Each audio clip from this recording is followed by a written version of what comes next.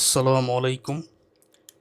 BBA first year principles of finance বইয়ের সম্পূর্ণ বই থেকে গুরুত্বপূর্ণ একটা সাজেশন ক্লাস। সম্পূর্ণ বইয়ের কোন কোন অধ্যায় গুরুত্বপূর্ণ, কোন অধ্যায়ের কোন অঙ্কটা গুরুত্বপূর্ণ, সরাসরি আজকের এই ভিডিওতে দেখাবো। ম্যাথগুলো দেখানোর পর থিওরি কোন কোন প্রশ্ন গুরুত্বপূর্ণ সেটাও দেখাবো। প্রথমে জেনে নাও প্রিন্সিপালস অফ ফিনান্স বইয়ের কোন কোন চ্যাপ্টার আছে। সম্পূর্ণ ভিডিওটা দেখো, সব কিছু দেখাতে একটু সময় লাগবে। প্রিন্সিপালস অফ ফিনান্স ফার্স্ট ইয়ারের অ্যাকাউন্টিং ডিপার্টমেন্টের আছে, ফিনান্স ডিপার্টমেন্টের আছে।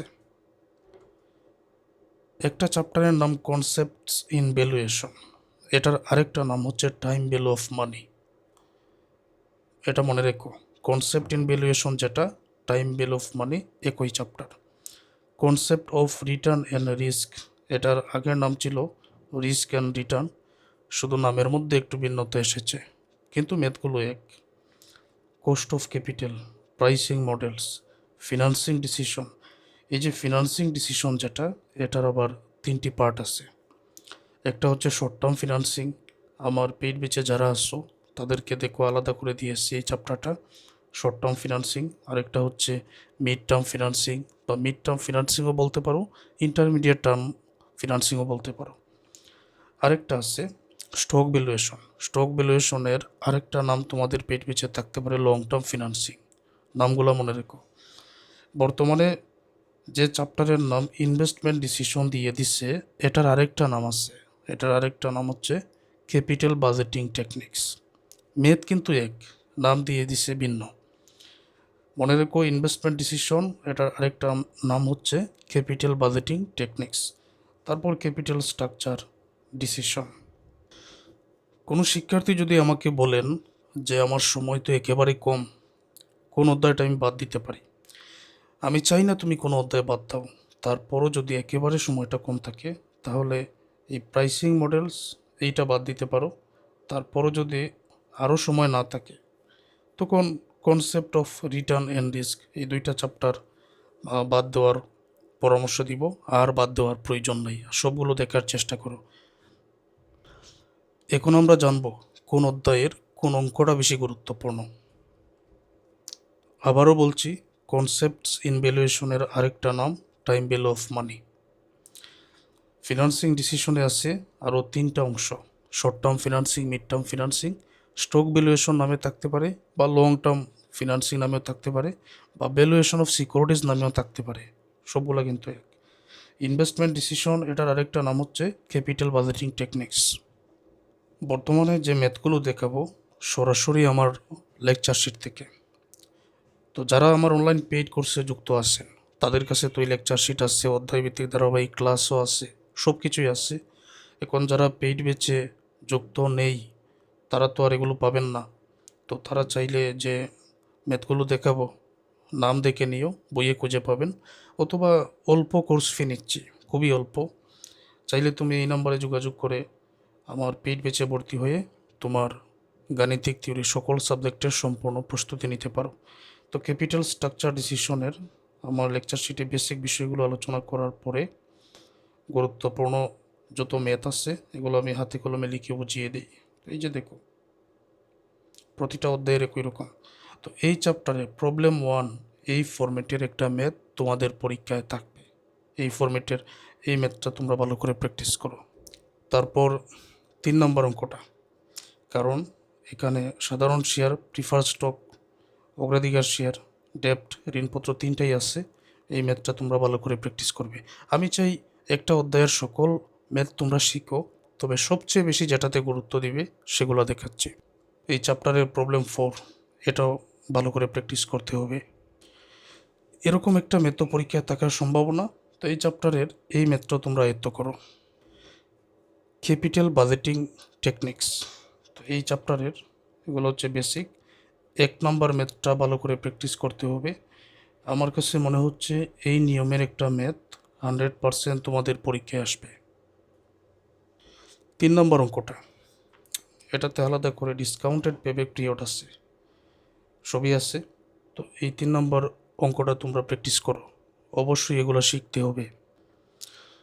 পরে 5 নম্বর অঙ্কটা, এখানে আইআরআর নির্ণয় করার মাধ্যমে প্রজেক্ট এটা গ্রহণযোগ্য কিনা সেটা নির্ণয় করার জন্য বলা হয়েছে। তো যে চ্যাপ্টার বললাম কনসেপ্ট ইন ভ্যালুয়েশন অথবা টাইম ভ্যালু অফ মানি, তো কোন ম্যাথ গুরুত্বপূর্ণ এটা আমার লেকচার শীট থেকে দেখাচ্ছি। প্রয়োজনীয় সূত্রাবলী এখানে আছে। প্রবলেম 2 এর মতো একটা ম্যাথ পরীক্ষায় থাকার সম্ভাবনা খুব বেশি, প্রতি বছরই আসে। পেইড ব্যাচে যারা আসছো এই ম্যাথটা ক্লাস থেকে আয়ত্ত করো, আর যারা মনে করো পেইড ব্যাচে যুক্ত হতে পারবে না তারা নাম দেখে নাও, সংখ্যা দেখে নাও, বইয়ের মধ্যে আছে, এগুলো তোমরা আয়ত্ত করো। আর এখানে সবার জন্য আমি সহজ করে দিছি, অল্প কোর্স ফি নিচ্ছি, তুমি বাসায় বসে গাণিতিক তৈরি সকল সাবজেক্টের সম্পূর্ণ প্রস্তুতি নিতে পারবে। প্রবলেম 4 এটাকে বেশি গুরুত্ব দিতে হবে। আগে যেটা দেখালাম প্রবলেম 2 আর প্রবলেম 4 এই দুইটার মধ্যে থেকে যে কোনো একটা পরীক্ষায় থাকবে। প্রবলেম 5 এই ধরনের ম্যাথ পরীক্ষায় থাকে, তো এটা ভালো করে দেখো। 6টাও দেখে নিও, এই ধরনের ম্যাথ থাকবে। এই অধ্যায়ের সবচেয়ে জটিল ম্যাথের মধ্যে একটা এই প্রবলেম 10। আগের যেগুলো আছে এগুলো একই ফরম্যাটের, আমি চাই সবগুলো ক্লাসই তোমরা দেখো, তবে বেশি গুরুত্ব দিতে হবে যেগুলোয়। এই প্রবলেম 10 এটা অন্যতম একটা ম্যাথ। এখন যে চ্যাপ্টার এটা হচ্ছে ফিনান্সিং ডিসিশন, অথবা অন্যদের শর্ট টার্ম ফিনান্সিং নামেও থাকতে পারে। ওকে, প্রয়োজনীয় সূত্রাবলী যে সকল ম্যাথ গুরুত্বপূর্ণ এক এক করে দেখাচ্ছে। 2 নম্বর অঙ্কের মতো একটা ম্যাথ পরীক্ষা থাকার সম্ভাবনা খুব বেশি। 4 নম্বরের মতো একটা ম্যাথ পরীক্ষায় থাকার সম্ভাবনা খুব বেশি, এটা শিখতেই হবে। 6 নম্বর অঙ্কটা গুরুত্বপূর্ণ। প্রবলেম 8 অ্যাকাউন্ট রিসিভেবল ফ্যাক্টরিংয়ের একটা ম্যাথ আছে এই অংশটা, তো এটার জন্য এই অঙ্কটা গুরুত্বপূর্ণ। এবং তোমরা এই অধ্যায়ে 9 নম্বর অঙ্কটাও ভালো করে শিখে নিও। আশা করছি যে অঙ্কই পরীক্ষায় আসুক না কেন ওইটা পারবে। এখন মিড টার্ম ফিনান্সিংয়ের বা ইন্টারমিডিয়েট টার্ম ফিনান্সিংয়ের যে অঙ্ক গুরুত্বপূর্ণ, প্রবলেম 1টা ভালো করে প্র্যাকটিস করো, কারণ প্রতি বছরই যে ম্যাথগুলো আসে এটা কিন্তু এই ফরম্যাটের, এটা ভালো করে আয়ত্ত করলেই হবে। প্রবলেম 2টাও দেখে নিও, মিড টার্ম ফিনান্সিং অথবা ইন্টারমিডিয়েট টার্ম ফিনান্সিংয়ের। এখন যে চ্যাপ্টারের ম্যাথ দেখাবো এটা হচ্ছে ভ্যালুয়েশন অফ সিকিউরিটিস বা স্টক ভ্যালুয়েশন চ্যাপ্টারের। প্রয়োজনীয় তথ্য সূত্রাবলী এগুলো আমি আমার আগের ক্লাসেই বুঝিয়ে দিই, তারপর যে ম্যাথগুলো প্র্যাকটিস করতে হবে। প্রবলেম 1-এর মতো একটা ম্যাথ পরীক্ষায় আসে, তো এটা ভালো করে আয়ত্ত করো। 4 নম্বর অঙ্কটা দেখে নিও, এই ধরনের ম্যাথ পরীক্ষায় থাকতে পারে। ওয়াইটিএম এবং ওয়াইটিসি এইটার জন্য এই 6 নম্বর ম্যাথটা গুরুত্বপূর্ণ, এটা শিখে নিও। এবং ফাইনালি 100% যে ম্যাথটা এই চ্যাপ্টার থেকে পরীক্ষায় থাকার সম্ভাবনা, এটা 8 নম্বর অঙ্কটা খুবই গুরুত্বপূর্ণ। তো এই ফরম্যাটের আরও কিছু ম্যাথ আছে যেগুলো ক্লাসে বুঝিয়ে দেওয়া হয়েছে, এটা বুঝলে অন্যান্য কিছু পারা যাবে। সবই দেখো, তবে এগুলোতে একটু বেশি গুরুত্ব দিও। যেমন প্রবলেম 9 এটা কিন্তু আগের ফরম্যাটেরই। কস্ট অফ ক্যাপিটাল, তো এইটার জন্য প্রয়োজনীয় সূত্র বেসিক এখানে আলোচনা করেছি। তো যে ধরনের ম্যাথ থাকার সম্ভাবনা, প্রবলেম 1টা দেখে নিও। প্রবলেম 5 গুরুত্বপূর্ণ, আসার সম্ভাবনা খুবই বেশি। সবচেয়ে বেশি গুরুত্বপূর্ণ প্রবলেম 7 এই ধরনের ম্যাথ যেটা 100% পরীক্ষায় থাকবে, 100%। ওকে, এই ফরম্যাটের ম্যাথ পরীক্ষায় থাকবে, এই যে এই ফরম্যাটের ম্যাথ 100% পরীক্ষায় থাকবে, এটা ভালো করে আয়ত্ত করো। বর্তমানের চ্যাপ্টারটা হচ্ছে প্রাইসিং মডেল।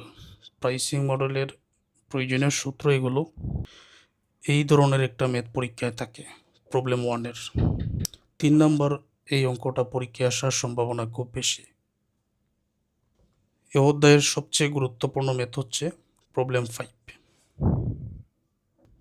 6 নম্বরটাও দেখে নিও, 6 নম্বরটা দেখে নিলে তখন এ অধ্যায়ের যেটাই আসুক না কেন ওইটাই পারবে, বা যতটা বললাম এই ফরম্যাটের মধ্য থেকে যে কোনো একটা ম্যাথ পরীক্ষায় থাকবে। এটা হচ্ছে রিস্ক অ্যান্ড রিটার্ন চ্যাপ্টারের, রিস্ক অ্যান্ড রিটার্ন।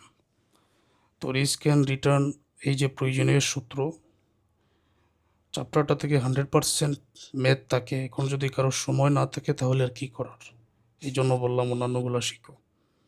তো যে ধরনের ম্যাথ থাকতে পারে, প্রবলেম 1 এটা একটা ফরম্যাট, প্রবলেম 2 আরেকটা ফরম্যাট, এই দুইটা আগে শিখে নিও ভালো করে। সবচেয়ে বেশি গুরুত্বপূর্ণ 4 নম্বর অঙ্কটা, অনেক কিছু এটাতে বাইর করতে হয়। তো এই যে আমি এখানে সমাধানটা বুঝিয়ে দিয়েছি, এগুলো নিয়ে আমার ক্লাস আছে, ওকে। ভিন্ন ফরম্যাটের একটা ম্যাথ প্রবলেম 5, এটাও শিখে নিই। এবং 6 নম্বর অঙ্কটা, এই ফরম্যাটের একটা ম্যাথ পরীক্ষায় থাকতে পারে। 8 নম্বর অঙ্কটা, তো এই চ্যাপ্টার থেকে আর দেখালাম না, এগুলোতে বেশি গুরুত্ব দিও। সময় থাকলে যতটা ম্যাথ আছে সবগুলো শেখার চেষ্টা করো। এখন প্রিন্সিপালস অফ ফিনান্স বইয়ের থিওরিগুলা জন্য বলেছিলাম যে থিওরি প্রশ্ন সহ দিব। তো আগের বছরে কি হতো, থিওরিগুলো বাংলাতে দিতে হতো, এখন তো নতুন সিলেবাস অনুযায়ী থিওরি প্রশ্নের উত্তরগুলো ইংরেজিতে দিতে হয়। তো আমি এখানে যেটা করেছি, ইংরেজি এবং বাংলা অর্থ পাশাপাশি রেখেছি, কারণ নিজের ভাষায় না বুঝলে তুমি এটা পরীক্ষায় লিখতে পারবে না। তো প্রতিটা প্রশ্নের উত্তর ইন্ট্রোডাকশন অথবা ভূমিকা দিয়ে শুরু করবেন, মধ্যখানে এক একটা পয়েন্ট এইভাবে দিও। পয়েন্টগুলো দেওয়ার পর প্রতিটা প্রশ্নের উত্তর তুমি কনক্লুশন অথবা উপসংহার দিয়ে শেষ করবে, এটা হচ্ছে লিখার নিয়ম। তো এখন গুরুত্বপূর্ণ প্রশ্নগুলো দেখে নাও। Why do you study finance as a discipline? তুমি কেন ফাইন্যান্সকে একটি শাস্ত্র বিষয় হিসেবে অধ্যয়ন করো? তো এটার আমি সম্পূর্ণ পড়ছি না, শুধু প্রশ্নগুলো দেখাচ্ছি। পেইড ব্যাচে যারা আছেন তারা তো এই লেকচার শিটটা পেয়েছেন, তো যারা পেইড ব্যাচে নেই তারা চাইলে স্ক্রিনশটটা দিয়ে রাখতে পারেন। তো 2 নম্বর প্রশ্ন, 3 নম্বর গুরুত্বপূর্ণ,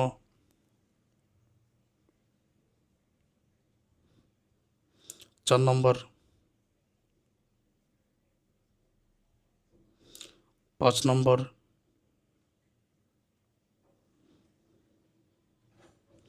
6 নম্বরে,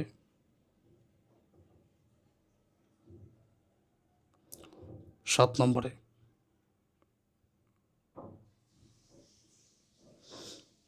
8 নম্বর প্রশ্ন, 9 নম্বর প্রশ্ন, 10 নম্বর, তারপর 11 নম্বরে এটাও পড়ো, থিওরি প্রশ্ন পরীক্ষায় থাকে তোমাদের, নতুন সিলেবাস অনুযায়ী থাকবে। 12 নম্বর, 13 নম্বরে, 14,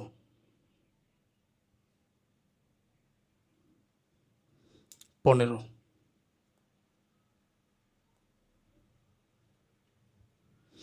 এতটুকু।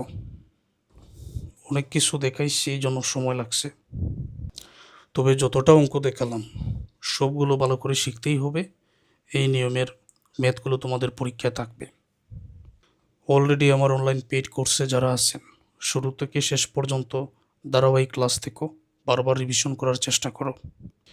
না বোঝার কোনো কারণ নাই, কারণ প্রতিটা ক্লাসে বেসিক থেকে বিস্তারিত আলোচনা করে আমি বুঝিয়ে দিয়েছি। পেইড ব্যাচের শিক্ষার্থীরা যারা আমার ক্লাস করে উপকৃত হয়েছ, তাদের কাছে দাবি থাকবে তোমাদের সহপাঠী বন্ধুদের পরামর্শ দাও, তারাও যেন আমার পেইড ব্যাচে যুক্ত হয়। অল্প ফিতে পূর্ণাঙ্গ প্রস্তুতি ইনশাআল্লাহ। কোর্সে যুক্ত হওয়ার জন্য এই হোয়াটসঅ্যাপ নম্বরে মেসেজ দিতে হবে।